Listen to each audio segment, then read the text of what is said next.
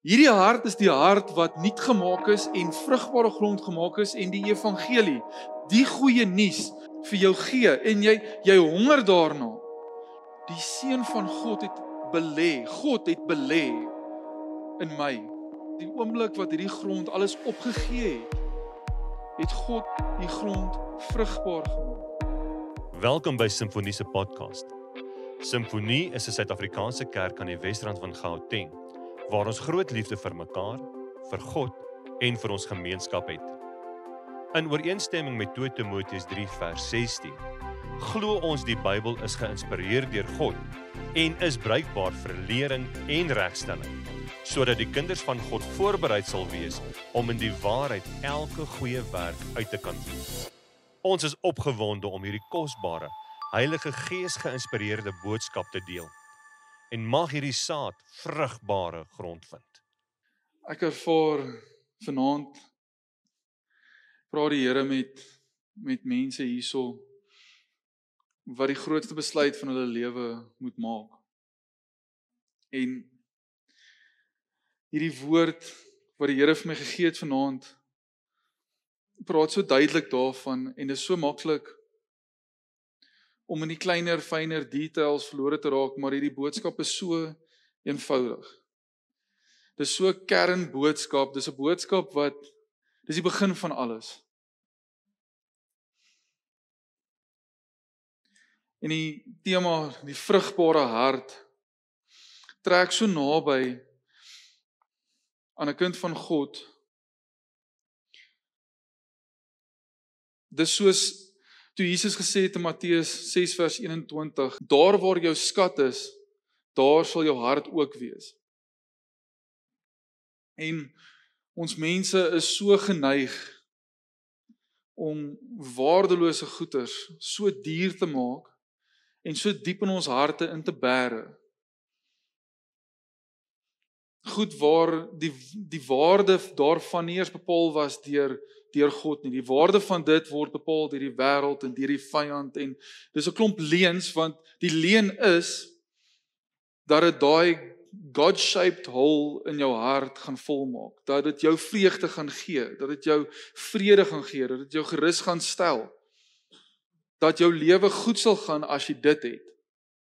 En ek bid vanaand dat elkeen wat hier is, met 'n verfriste hart sal uitloop. Voordat julle uitloop, dat julle harte soveel verfris sal word, dat die woord van God en die teenwoordigheid van God die primêre skat sal wees.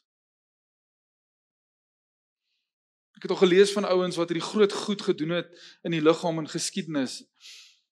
En hulle het die teenwoordigheid van God so nagejaag, so agter dit aan beweeg, so agter dit aan gehardloop. Nie fisies nie, maar waar ook al hulle gaan, is dit hulle word herinner. En ons het genoeg bewyse om ons te oortuig dat die wêreld Jesus nodig het. Ons het genoeg om ons te herinner dat ons 'n ewige hoop dra, dit wat die wêreld nodig het. En vanaand gaan ons nou hierdie gedeelte hanteer in Matteus 13, dis die gedeelte van die gelykenis van die saaiër. Dit kom ook in Markus 4 op en dit kom ook in Lukas 8 op, maar ons gaan vanaand fokus op die gedeelte in Matteus 13. En daar's 4 toestande wat hiervan gepraat word. En is Jesus wat praat. In die begin van hierdie gedeelte is Jesus besig om te loop en 'n skare volg hom en hy kom by die see van Galilea en hy kom agter hier's 'n groot hoeveelheid mense en hy wil vir hulle hierdie woord gee. Hy wil vir hulle preek en hy staan op die boot en hy begin hierdie woord gee. Maar meeste mense wonder nou al, hoe het al hierdie mense hom gehoor?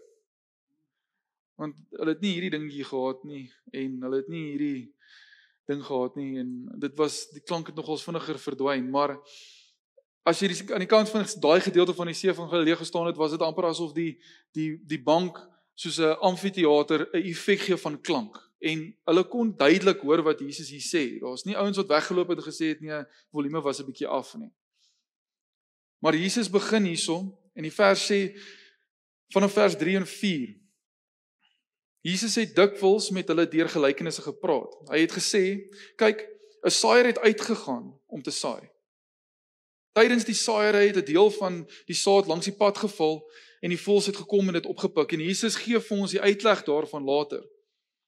In vers 19 sê hy: Wanneer iemand die woord van die koninkryk hoor en nie verstaan nie, kom die bose en roof wat in sy hart gesaai is. Nou, ek het hierdie prentjie in my kop gekry in die voorbereiding van hierdie pad wat, soos julle kan sien, daar's nie wingerde op daai pad nie.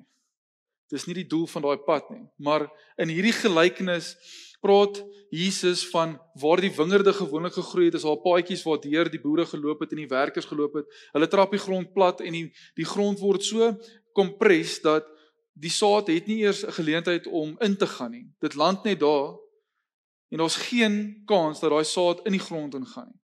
En soos Jesus hier sê, kom die vyand en hy vat hierdie saad weg. Nou hierdie grond is verharde harte, mense wat net nie kan sien om te verander wanneer hulle Jesus ontmoet nie, wanneer hulle hierdie woord hoor nie, want die original saaier, die oorspronklike saaier was Jesus Christus. En hy het die saad kom gee van die goeie nuus, die evangelie boodskap om te sê, ek het gekom sodat jy ware vrede kan hê, sodat jy ware vreugde kan hê, sodat jy 'n ewige lewe kan geniet. Ek het die prys betaal en jy het my nodig. Jy verstaan nie hoe drasties jy my nodig het nie, maar jy sal sien. En hierdie grond is 'n harde hart wat op geen plek staan om te besef dat hulle die genade van God nodig het nie. Dis gewoonlik mense wat vasgevang is in hulle patroon van lewe. Dit kan selfs mense van ander gelowe wees. Dit kan mense wees wat glad nie glo in enige God of enige iets nie. En hulle staan vas op wat hulle glo en hulle wêreld verstaan. Hulle kan nie verander nie. Hulle is nie bereid om te verander nie. Hulle is nie bereid om te sê hulle was verkeerd nie. Hulle kan nie bely dat hulle iemand nodig het nie. Hulle staan vas op hulle eie grond. Die tweede hart waarvan Jesus hierso praat, is die soekende vlak hart. So, dis van vers 5 en 6 af. Dan lees ons Jesus sê, ander saad het weer op rotsagtige plekke geval, waar daar nie baie grond was nie. En dit het dadelik opgekom, omdat die grond nie diep was nie. Maar toe die son kom, is dit verskroei. Omdat dit nie wortel geskiet het nie, het dit verdroog. En Jesus sê later in vers 20 tot 21 wat dit beteken. Hy sê, die saad wat op die rotsagtige plekke gesaai is hy wat hierdie woord hoor en dit dadelik met vreugde ontvang, maar omdat hy nie wortel geskiet het nie, hou hy net 'n rukkie as verdrukking of vervolging vanweë die woord plaasvind, struikel hy dadelik. En hier kom die prentjie van grond. Dit lyk dalk of iets kan groei daar, inteendeel iets kan opkom, maar dit word dadelik soos wat Jesus gesê het, dit kan nie daar bly nie, daar's nie wortel nie. Hierdie hart is 'n hart wat reeds vol is. Daar's soveel klippe in hierdie grond dat daar nie spasie is vir wortels nie. So die oomblik wat die saad kom, soos Jesus gesê het, is daar 'n reaksie. Mens kan sien van buite af, daar's 'n reaksie. As jy vir die grond kyk en daai saad het geval, dan kom iets op.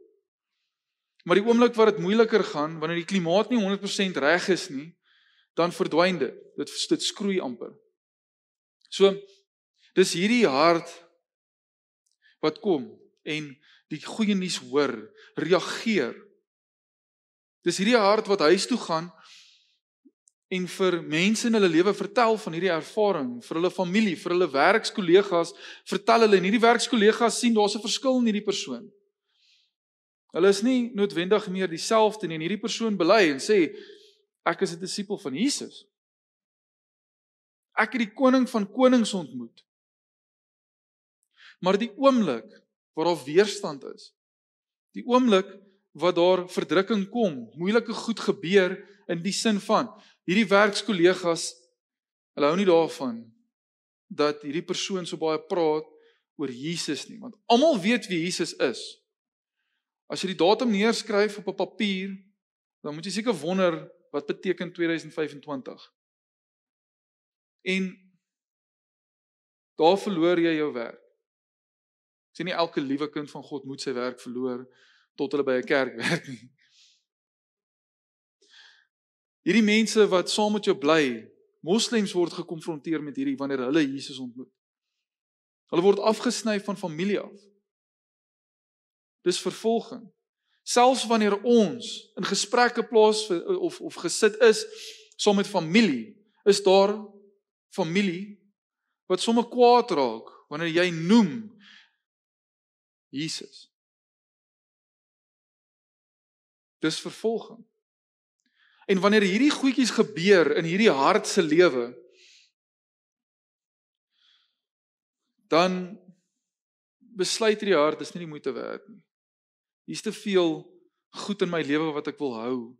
Hierdie rotse het vaste plek in my hart kom kry. En al wat dit is rotse. Dit bring niks op nie. Maar dit keer alles om te groei. Dis hierdie hart wat kerk toe kan kom. Dis hierdie hart wat deel kan word van kerkaksies nou en dan. Dis hierdie hart wat sê, ek hoef nie elke Sondag kerk toe te kom nie. Jy hoef nie elke Sondag kerk toe te kom nie.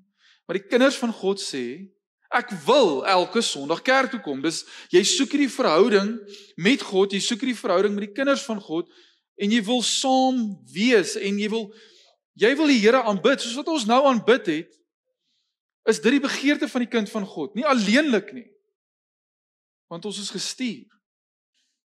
Dis hierdie hart, die oomblik wat dit moeilik gaan, dan loop hulle so, en hulle los Jesus soos 'n warm kool. Ek wil nie weer aan dit raak nie. Ek is nie bereid om alles te verloor nie, en die ergste daarvan is, jy sal heel moontlik nie eers alles verloor nie. Maar dit, wat jy bo Jesus plaas, moet jy opgee. En dit wat Jesus wil gebruik, sal hy gebruik, maar dit sal nie bo hom wees nie. Dis soos in Jakobus 4 vers 7 tot 10, wat sê, onderwerp julle dan aan God, staan die duiwel teë en hy sal van julle af wegvlug. Nader tot God en hy sal tot julle nader, was julle hande sondaars en reinig julle harte huigelaars. Bekla julle ellende, treur en huil. Laat julle vrolikheid in rou verander en julle blydskap in droefheid. Onderwerp julle in nederigheid voor die Here en hy sal julle verhoog. Dis hierdie hart wat hierdie klippe wat so diep ankerplek het, moet los. Hierdie hart het chirurgie nodig. Daar's goeders in hierdie hart wat jou weerhou van die liefde van Jesus Christus. Ons is op pad om na die tafel toe te beweeg. En wanneer hierdie gedagte tref, kan ons nie bekostig om hierdie bloed van Jesus weg te wys nie, want dis wat hierdie hart doen. Hierdie hart sê die liefde van Jesus is nie genoeg dat ek enigiets moet opoffer nie. En die derde hart wat Jesus hiervan praat, in Matteus 13 vers 7, sê hy, ander saad het tussen die dorings geval. En die dorings het opgekom en dit verstik. En Jesus sê in vers 22, wat dit beteken, hy sê, die saad wat tussen die dorings gesaai is, dit is hy wat hierdie woord hoor, maar die bekommernis van die wêreld en die verleiding van rykdom verstik die woord en dit bly sonder vrug. So dis hierdie hart, die vraatsugtige hart, wat nog soek, wat Jesus nie wil hê nie. Dis hierdie hart, ek het hierdie week 'n interessante dingetjie gehoor van 'n pastoor, dit is nie presies wat hy gesê het nie, en is 'n vertaling nog ook, by dit. Maar hy sê, ons sit met hierdie modderkoekies in ons hande, en ons sê, Here Jesusie, dis mooi, Here kykie, en dis 'n modderkoekie. Jy kan dit nie eet nie. as jy probeer, dan gaan dit nie uitwerk vir jou nie, jy gaan dalk 'n tand nog chip ook. Hierdie modderkoekie is 'n modderkoekie. Daar's geen waarde in hierdie ding nie. Jesus staan reg met die grootste skat wat enige mens kan ontvang. Hy wag vir jou om te sê, okay Here, dit wat U in U hand het is beter as hierdie. Ek is bereid om dit neer te gooi, my hande af te was. En ek is bereid om weg te loop van dit af en U te kies. Want enige rykdom in hierdie wêreld het geen waarde in die koninkryk nie. Ek wil amper sê negatiewe waarde. Enige versoekings in hierdie wêreld is daar om jou weg te lei. Dis nie daar om jou te help nie. Dis hierdie hart wat vasklou aan 'n ideaal, want die bekommernis van die wêreld en die verleiding van rykdom beteken nie die persoon het dit nie. Dit beteken nie die persoon is ryk nie. Maar 'n arm mentaliteit sê, ek sal nooit tevrede wees tot ek daar kom nie. Ek sal Jesus dien as hy my soontoe vat. Die oomblik wat dit nie meer moontlik is om soontoe te gaan nie, gaan ek 'n ander plan hê en ek gaan daai plan volg en ek gaan nie hierdie saad akkommodeer nie. Nou, hoe weet ons hierdie valse kosbare skatte kom nie van God af nie? Want ons weet God kan finansies gebruik in die koninkryk. Inteendeel, dit help baie as jy 'n vlugkaartjie nodig het. Dit help baie as jy kos moet gaan koop vir iemand wat kos nodig het. Dit help baie om klere te gaan koop. Dit het waarde in die koninkryk. Dis ook saad. Maar wanneer hierdie skatte my verhinder om die liefde van God te geniet en die liefde vir my naaste te gee, dan is dit 'n skat wat nie 'n plek het nie. Nou Matteus 6 wat ons voorheen genoem het, vers 19 tot 21 sê die volgende, dit sê moenie julle skatte op aarde bymekaar maak nie. Daar waar mot en roes verniel en waar diewe inbreek en steel, maar maak julle skatte in die hemel bymekaar. Daar waar mot en roes dit nie verniel nie en waar diewe nie inbreek en steel nie. Want waar jou skat is, daar sal jou hart wees. Om hierdie saad eers te ontvang en dan weg te wys is soos om 'n deelname trofee te vat en dink jy het gewen. Dis soos om te sê ek was daar op 'n tyd. So ek verdien die prys. Al is ek nou so ver weg van dit af. En 'n deelname trofee is nie wat Jesus soek nie. Hy soek jou hart. Hy soek jou hele hart. En dan hier kom ons nou by die awesome gedeelte waarvoor ek so opgewonde is. En dis die 4de hart, dis die vrugbare hart. Dis die hart wat chirurgie ondergaan het. Dis die hart wat vrugbare grond gemaak is. Want ek weet nie van julle nie, ek dink nie daar's iemand gebore buite Jesus wat die hemel verdien nie. Daar's nie iemand buite Jesus wat regverdig genoeg is nie. En hierdie hart is die hart wat nuut gemaak is en vrugbare grond gemaak is en die evangelie, die goeie nuus dat die seun van God vir jou gekom het, vir jou gesterf het en vir jou die ewige lewe gee, die kosbare skat vir jou gee en jy honger daarna. Soos wat Jesus gesê het vanaf vers 8, sê hy, nog saad het op goeie grond geval en dit het opbrengs gelewer, party 100, party 60 en ander 30voudig. En Jesus sê in vers 23, sê hy, die saad wat egter op die goeie grond gesaai is, dit is hy wat hierdie woord hoor en begryp. Om te begryp, vat effort. Jy gaan nie net alles oombliklik begryp nie. Hierdie persoon dra 100, ander 60, ander 30voudig. God wil hê elkeen van sy kinders moet 100voudig vrug produseer. Dis God se hart. Hy wil so naby as moontlik aan jou kernhart kom. So hier's een prentjie, die eerste prentjie is vrugbare grond wat genoeg is vir 'n klein groep huisies, 'n klein gemeenskap wat mekaar help. Die tweede prentjie is 'n bietjie groter vrugbare grond wat heel moontlik 'n gemeenskap, 'n groter gemeenskap kan voed. En die derde prentjie is vrugbare grond wat soveel meer mense kan voed. Nou ek wil vanaand vir elkeen hier vra, hoe honger is jy vir die teenwoordigheid van God in jou lewe? Waar jy nou is goed. Waar jy kan wees is beter, waar jy gaan wees as jy saam met Jesus loop, is die beste. Dis nie te sê ons almal moet alles los en net daar op die straathoek gaan sit en net niks doen behalwe met God praat nie. Want hy vereis dit nie. Hy vereis dat ons gaan waar ook al ons is en hierdie saad versprei. Want die saad het aanhou val. Maak nie saak waar die saad geval het nie, dit het aanhou geval. Dit het aanhou val op die pad.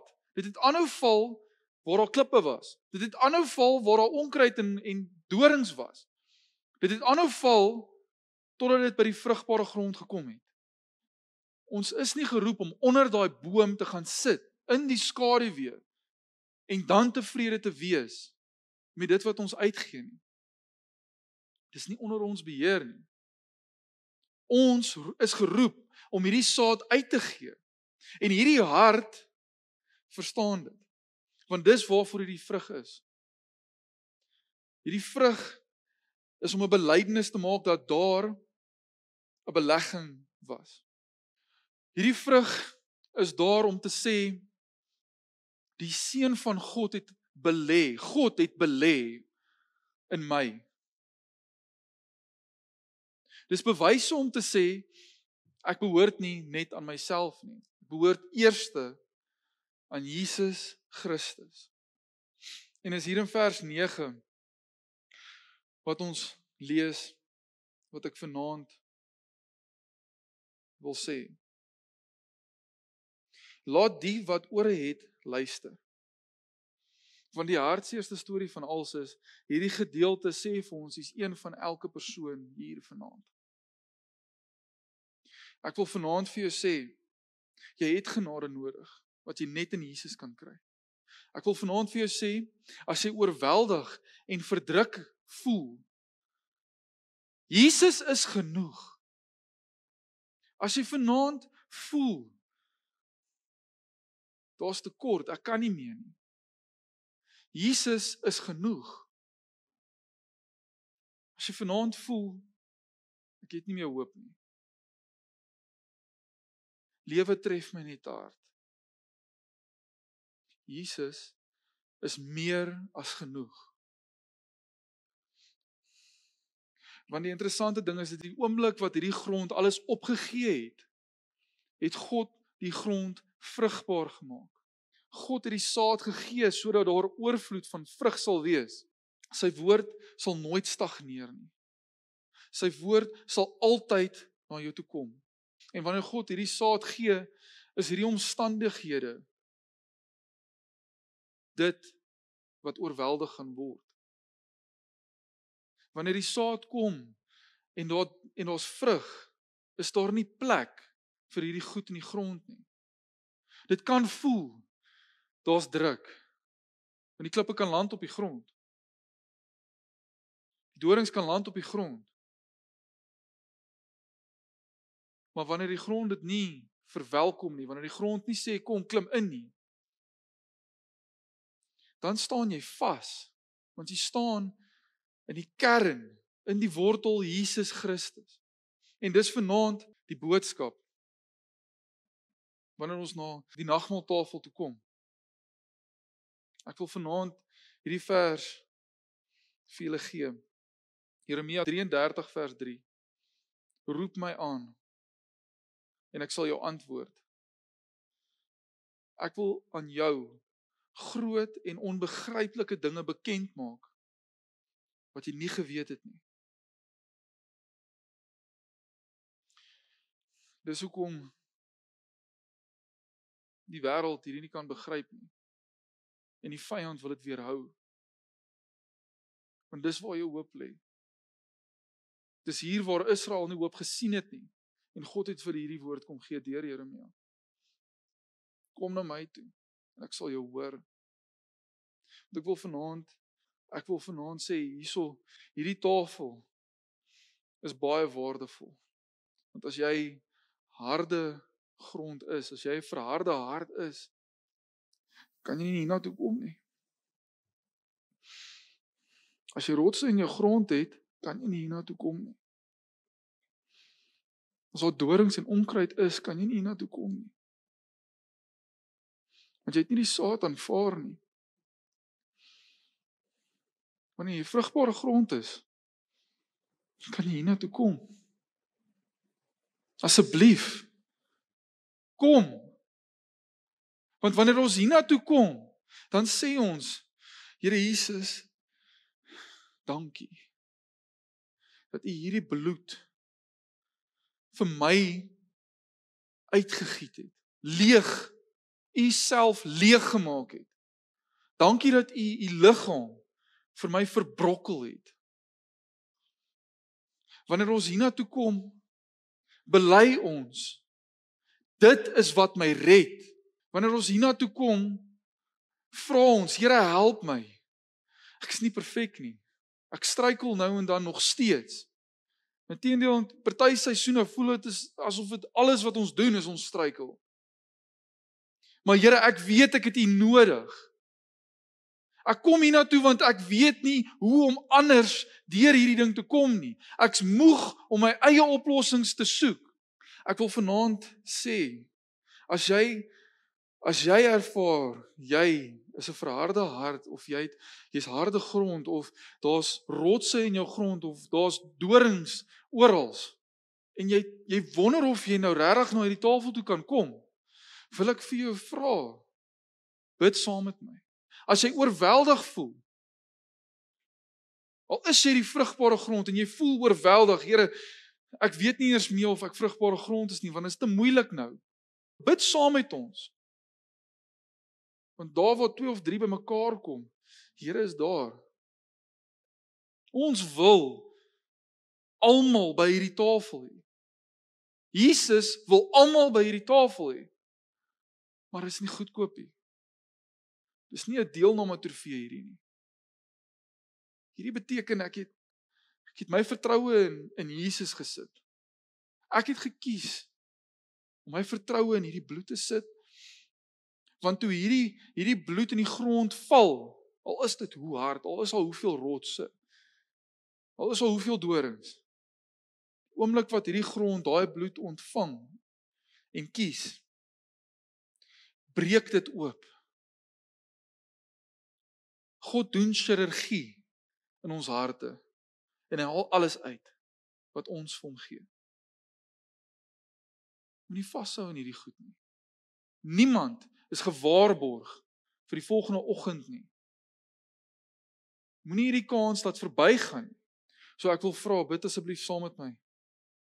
En as jy hierdie vrugbare grond is, bid saam met my vir die mense wat harde harte het, wat harte vol rotse het, wat harte vol dorings het. Heilige Gees, ons bely U is hier, U waai deur hierdie plek, Here. U werk in hierdie harte, Here. Here, laat die ore wat hier vanaand is, ore wees wat hoor, Here. Here, laat hierdie ore oopgaan, Here, dat hulle hierdie boodskap kan ontvang van die goeie nuus, die fantastiese nuus dat ons die ewige lewe en die liefde van God ontvang in hierdie naam Jesus Christus, wat gesterf het vir die wêreld. Here, dat elke hart vanaand vrugbare grond word, Here. Here, as die omstandighede so moeilik is, Here, as daar soveel liefde vir ander dinge is, Here. Heilige Gees, waai deur hierdie mense. Waai deur hulle, Here, dat hulle harte sal oopmaak, Here. En Here, dat hulle volle vertroue in U kan sit om te weet, Here, dat dit wat U gaan doen goed is. Dit wat U gaan doen die beste vir enige mens is, Here. Help ons, Here, om te hoor. Here, ek bid dat U harte roer hier vanaand, Here. Here, dat as ons weet van hierdie mense wat by U tafel nie kan kom sit nie, Here, dat ons sal uitreik na hulle toe. Dat ons weet, wanneer ons weet van hierdie mense wat struikel, Here, wat selfs vrugbare grond is, Here, wat ervaar hier's klippe en rotse, wat bo op my kom lê, dis oorweldigend, Here. Here, dat hulle nie skaam sal wees om te sê, ek het Jesus nodig nie. Maak ons onbeskaamd vanaand, Here, om te bely, ons het Jesus nodig, Here. En vir die mense wat met harde harte sit, of rotse, of dorings, bid asseblief saam met my nou. Here, ek gee my hart vir U, Here. Here, dit wat U moet uithaal, Here, om my vrugbaar te maak, haal dit uit asseblief, Here. Ek draai weg van dit af, Here. Ek het U nodig, Here. Ek wil nie met hierdie gemors sit en dink dit is 'n skat nie. Ek wil weet waarvan hierdie mense praat, Here. Ek wil weet van wat hierdie is, hierdie kosbare skat, wat in hierdie man se bloed was, en in hierdie man se liggaam was. Die seun van God, vat dit asseblief, Here, dat ek by hierdie tafel kan sit. En bely, sy bloed en sy liggaam is die rede hoekom ek ware ewige vreugde en vrede kan geniet, waar ek 'n verhouding en hierdie liefde ervaar, Here, dat U hierdie mense konfronteer met die liefde, Here. Dat alles wat nie van U af is, weggeblaas word. En ons bid dit in Jesus naam. Halleluja en amen. Mag hierdie kosbare woord jou help om vars sout te wees, wat ander blootstel aan die smaak van Jesus se karakter. En mag die Heilige Gees jou herinner aan sy woord, sodat jy voorbereid sal wees vir elke goeie werk.